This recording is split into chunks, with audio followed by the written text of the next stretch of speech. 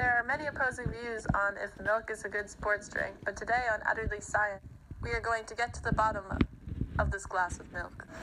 Hi, I'm Dr. Fertzlot, and I'm here to talk about milk as a sports drink.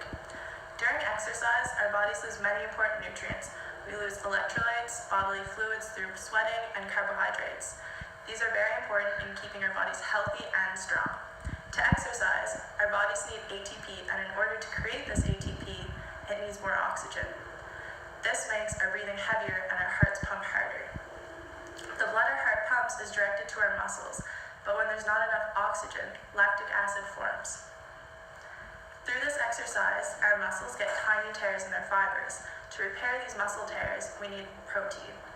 This is where milk, nature's sports drink, comes into play. Hi, I'm Dr. Flatulence, and unlike other sports drinks, such as Gatorade, milk does not have the high added sugar contents.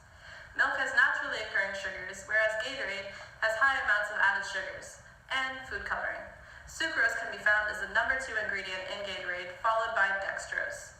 One of the most important roles of a sports drink is to replenish the body of its bodily fluids lost during a strenuous activity through perspiration. What sets milk apart as a sports drink is its protein content. Here's a man consuming white milk after exercising. Look at that jawline. Here we see a woman consuming chocolate milk post-exercise. We are now going to discuss the implications of consuming chocolate milk. It has been observed that during sports competitions, chocolate milk is the sponsored sports drink, not white milk. The chocolate milk has been a controversial subject for quite a while now, as it's seen more as an indulgence item than a sports drink. This view is due to the amount of sugar added in chocolate milk. Although there is this added sugar, the nutritive value of white and chocolate milk is similar and all comes down to preference. Before handing it off to our colleague and friend, dietitian Marilyn Tanner, we would like to make it known that the same people who complain about the added sugar in chocolate milk drink that sugar water known as Gatorade. Anyways, take it away, Marilyn. Flavored milk is going to be a hot topic for many people, but the bottom line is you do need to get in that milk. It has the calcium, the vitamin D, and a packaging that is easily absorbed for the child and for adults as well. So if the child's not going to drink the white milk and you can encourage them, they will drink the chocolate milk, by all means go ahead. Thanks, Marilyn. As you can see, she had some technical difficulties, but life happens, so thanks anyway. As Marilyn mentioned in the video, the nutrients in milk are very readily available for absorption within the body. Again, this makes milk a great contender for a sports drink, as our bodies need the nutrients as fast as possible for post-workout recovery. As a matter of fact, most animal-based proteins are more readily available for absorption in the body compared to plant-based products.